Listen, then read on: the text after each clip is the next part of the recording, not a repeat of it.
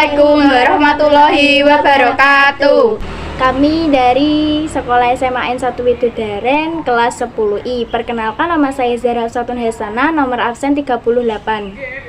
Dan perkenalkan, nama saya Amanda Reva Eksyarilia dari kelas 10I, absen 5. Dan saya Bunga Rizky Jati Lestari, absen 18. Dan saya Ena Sulawati dari kelas 10I, absen 22. Dan saya Saila Furotayun, absen 31. Selamat sore Pak, bagaimana kabarnya Pak? Alhamdulillah sehat. Maaf mengganggu waktunya. Izinkan saya mewawancarai Bapak untuk memenuhi tugas sekolah kami, tugas biologi dari guru mapel kami dan kelompok kami mengenai penyakit virus. Apakah boleh? Boleh, silakan selama saya bisa jawab. Apa saja jenis-jenis penyakit yang disebabkan oleh virus?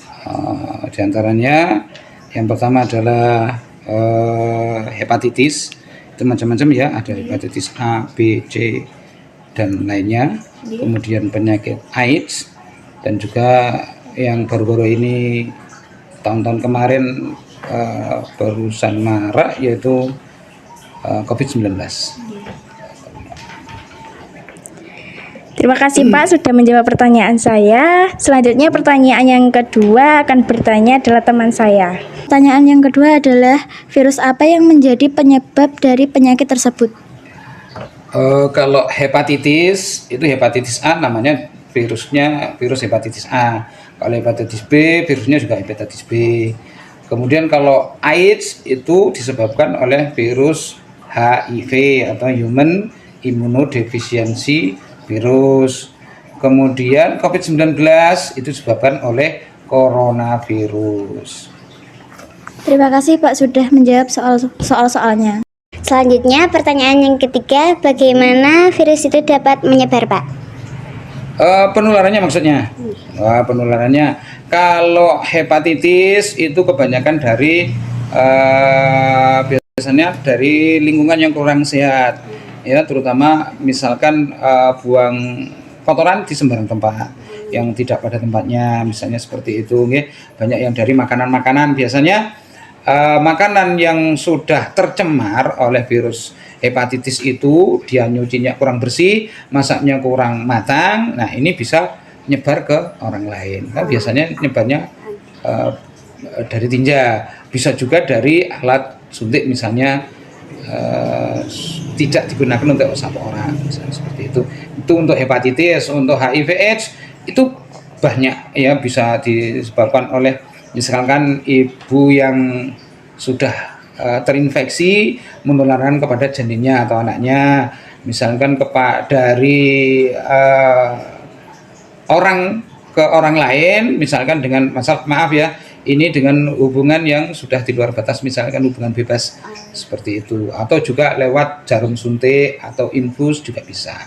Kemudian kalau coronavirus tadi ya, yang bisa menyebabkan COVID-19 yang kemarin banyak, itu biasanya lewat droplet. Maksudnya tahu ya droplet? Droplet adalah cipratan ludah dari orang bersin atau batuk. Jadi lewat udara bisa.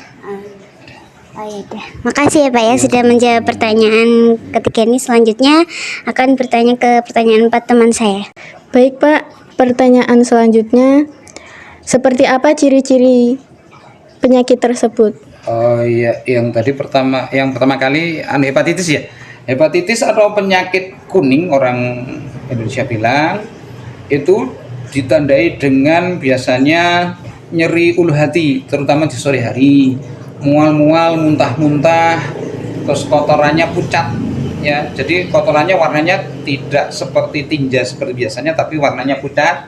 Terus kemudian sklera mata menjadi ikterus. Ikterus itu kuning.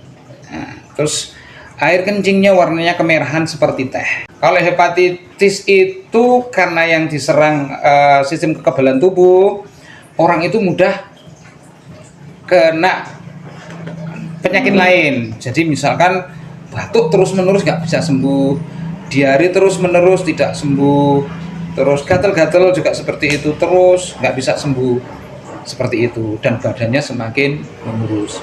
Terus untuk coronavirus yang menyebabkan COVID-19 biasanya diawali dengan seperti orang flu, tapi badan lebih sakit, panas, disertai bersin-bersin, batuk-batuk, dan bila dites dengan swab itu hasilnya positif seperti itu.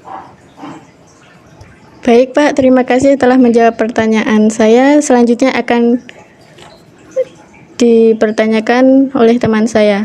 Baik Pak, pertanyaan terakhir adalah bagaimana kita bisa mencegah penyakit tersebut? Ya, hepatitis. Yang jelas kita menjaga kebersihan lingkungan, ya. Cuci tangan pakai sabun dengan air mengalir, makan makanan yang bersih, sudah dipastikan bersih, jadi tidak tercemar oleh kotoran atau virus tersebut. Itu untuk hepatitis. Kemudian untuk HIV atau AIDS, kita bisa mencegah dengan perilaku hidup yang sehat. Misalnya tidak bergaul dengan sembarang orang, tidak memakai narkoba, suntik bersama orang lain. Terus yang ketiga, coronavirus, kita senantiasa menerapkan hidup PHBS, yaitu perilaku hidup bersih dan sehat. Misalkan etika batuk, ya, ketika batuk tidak sembarangan batuk ke orang lain, harus pakai ditutupnya. Kemudian cuci tangan juga yang bersih, pakai air mengalir atau CTPS, ya seperti itu. Ya itu yang jelas kita menerapkan perilaku hidup bersih dan sehat, ya, memasak makanan dengan sehat, tidak tercemar, dipastikan tidak tercemar oleh kotoran, ya. Kemudian kalau kita beli di kantin dipastikan itu tertutup, ya, diwadahi atau tertutup. Kemudian untuk hepatitis B bisa dicegah dengan vaksinasi, yaitu imunisasi hepatitis B. Kemudian untuk HIV AIDS itu bisa dicegah dengan berperilaku yang baik. Jadi tidak bergaul bebas sembarangan. Yang pertama itu, yang kedua tidak menggunakan alat-alat suntik atau alat-alat cukur yang kemungkinan besar bisa tercemar atau tertular oleh virus HIV. Kemudian yang coronavirus itu kita bisa cegah dengan CTPS, yaitu cuci tangan pakai sabun di air mengalir. Kemudian etika batuk, berarti kalau batuk atau bersin ditutup gitu. Selalu pakai masker, terutama ketika kita terserang, tidak menular ke orang lain. Ya, demikian. Terima kasih Pak sudah menjawab pertanyaan saya. Terima kasih Pak sudah meluangkan waktunya sebagai narasumber kami. Kami ucapkan sangat berterima kasih karena sudah menjabarkan penjelasan tentang penyakit virus. Kami menjadi banyak wawasan luas tentang virus.